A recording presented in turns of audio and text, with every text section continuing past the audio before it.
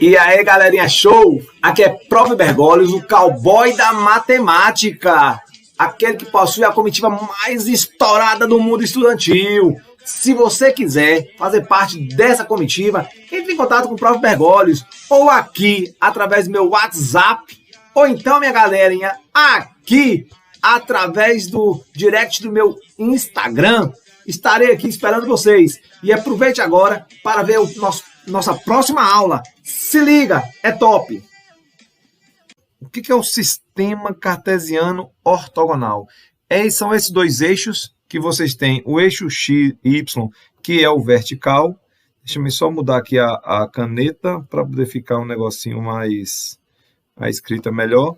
Nós temos o eixo y, que é o vertical, o eixo x, que é o horizontal. Lembrando que esses dois eixos formam um ângulo de 90 graus entre eles são perpendiculares entre si, tá? E aí o que acontece? Como eles são perpendiculares, nós definimos como esse ponto aqui de interseção dos dois eixos como a origem, que é o marco zero, ou seja, é como se fosse o número zero. Se vocês repararem bem, sempre o eixo x para a direita, a setinha, tem uma setinha para a direita, ó, tem uma seta indicando para a direita, e o eixo y tem uma seta indicando para cima. O que significa essa seta? Você vê que não é para os dois lados, é para indicar o crescimento dela, ou seja, para o lado direito o x aumenta, são os valores positivos, como se fosse mais 1, mais 2, mais 3, mais 4, mais 5, e assim sucessivamente. O eixo para a esquerda seriam os negativos, menos 1, menos 2, por aí vai, tá? O eixo y, a mesma coisa. Se ele é o zero para cima, seria mais 1, mais 2, mais 3, mais 4, e por aí vai. Para baixo seria menos 1, menos 2, menos 3, menos 4, e assim sucessivamente. Nesta brincadeirinha, nós sabemos o que então? Que o eixo x e o eixo y, eles são...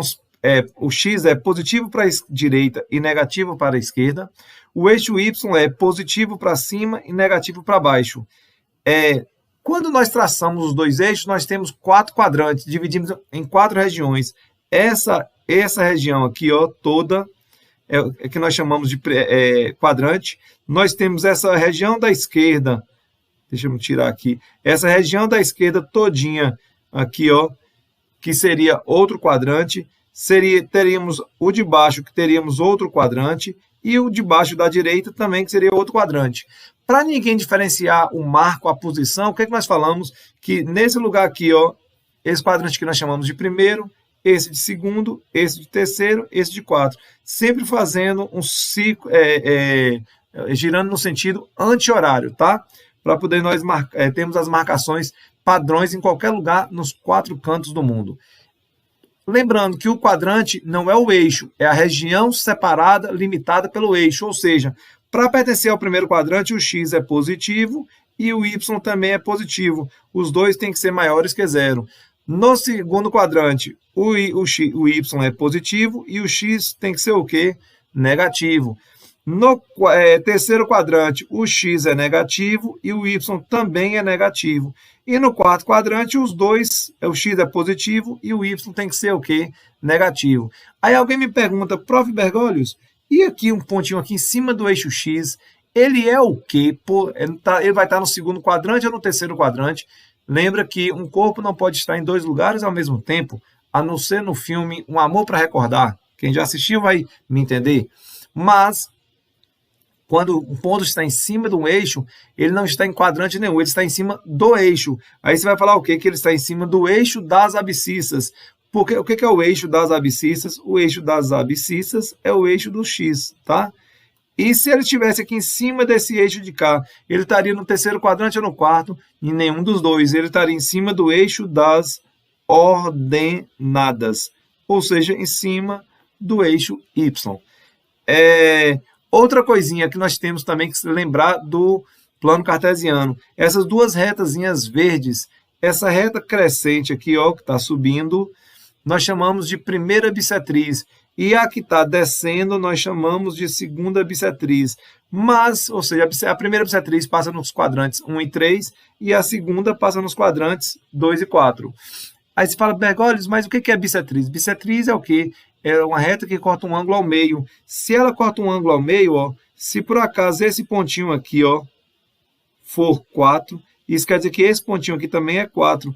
Como os dois são positivos, é mais 4 e mais 4, tá? Se por um acaso nós tivéssemos em outro canto, por exemplo, nessa bissetriz aqui, ó, um ponto aqui, em cima dessa bissetriz, que está no quarto quadrante, se aqui for 2, você pode ter certeza que também é 2, com apenas um detalhe. Esse 2 do eixo X está do lado positivo, é mais 2. Esse 2 do eixo Y está do lado negativo, então é menos 2. Então, se vocês repararem bem, sempre quando os pontos estão em cima da primeira bissetriz, as coordenadas são iguais. Se um é mais 4, o outro é mais 4. Se um for menos 5, o outro é menos 5. E assim sucessivamente. Já na segunda bissetriz, ó, as coordenadas são simétricas. Você viu ali mais 2 e menos 2, ou seja, se um for 10, o outro é menos 10. Se um for menos 3, o outro é mais 3. Sempre com sinais invertidos. Com esse detalhezinho, com apenas essa revisãozinha, primeiro, se eu falasse para vocês, vamos marcar esses pontos. Eu vou marcar o ponto A. O ponto A é 2 e 4. É 2 no X e 4 no Y. É só você fazer, ó, a ligação e marcar o ponto A. O ponto B é 4 e 2. É 4 no X e 2 no Y. Está aqui o ponto B. O ponto C é menos 2 e 6. Menos 2 aqui no X e 6 no Y. Aqui é o ponto C. O D é 3 com menos 4. 3 com Y no X e menos 4 no Y. Aqui é o ponto D. O ponto E é menos 1 e menos 3. Então, menos 1 com menos 3. Aqui está o ponto E. O ponto F é 0 e 3. Aí agora vem um detalhe, galera. Quando tiver coordenada 0, sempre pensa, se o X é 0, eu vou marcar em cima do eixo Y, no Y3. Então tá aqui, ó. Esse é o ponto F.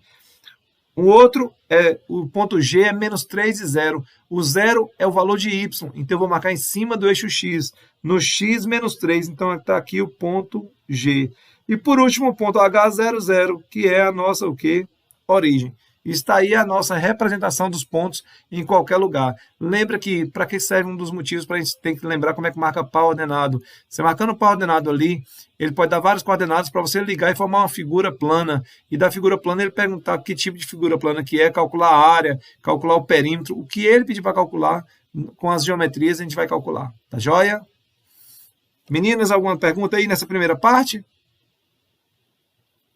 Não. Alguma dúvida que vocês tenham? Não. Então, beleza. Então, bora seguir.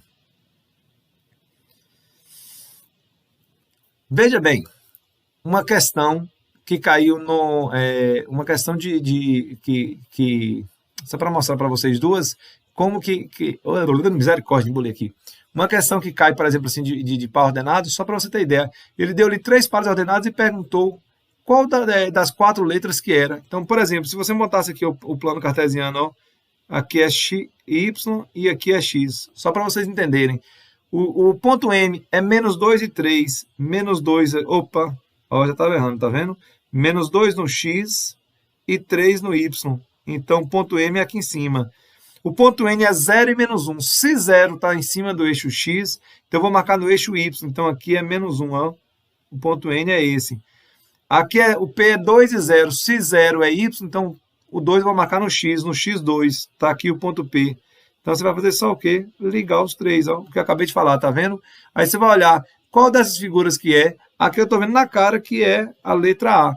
Ó, o M aqui em cima, o N aqui embaixo e o P aqui. E aí, galerinha, show! Gostaram da nossa aula? Top, né? Com Prova Bergoglio, você vai em busca do 1000 na prova do Enem. E eu posso te ajudar também na sua banca, no seu concurso, na sua escola, onde quer que você estiver. Procure Prova Bergoglio. E para isso, você pode se especializar mais ainda em matemática. De que maneira? Assistindo mais vídeos, mais aulas, mais dicas de Prova Bergoglio. Onde Prova Bergoglio? Onde? Ou aqui no meu Telegram. Ou então aqui no meu YouTube.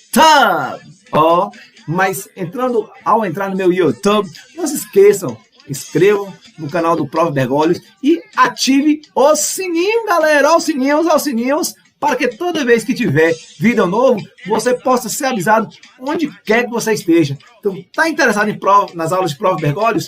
Nos procure, estou aqui para fazer você aprender matemática e brocar em qualquer lugar que você for, tá beleza? Tamo junto, minha galera!